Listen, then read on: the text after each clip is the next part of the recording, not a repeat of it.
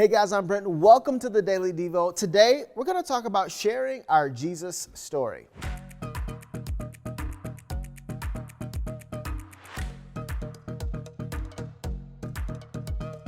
So throughout the Synoptic Gospels, which is Matthew, Mark, and Luke, there's a familiar story that's told about a man who Jesus heals of demon possession.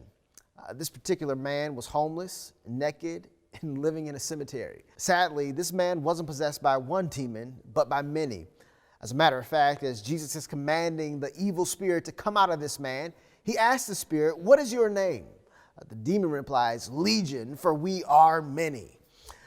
The demons knew they were no match for Jesus, so they begged Jesus to not send them back to hell. So instead, Jesus sent them into a herd of pigs that was nearby.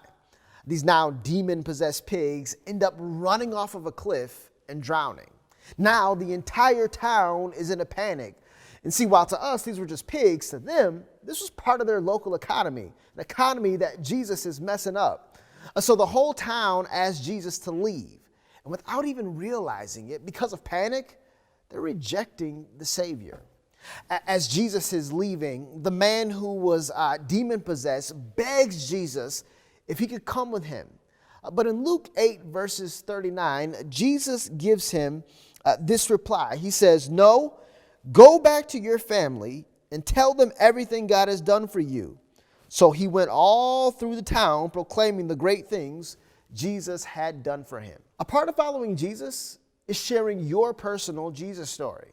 You see, as followers of Jesus, it's critical that we tell our friends, our family, our neighbors, our coworkers what God has done for us. It's your Jesus story that over time and with the help of the Holy Spirit can bring calm to a panic situation. And by sharing your story, it's my prayer that people will go from rejecting the Savior to embracing the Savior. Tell your Jesus story.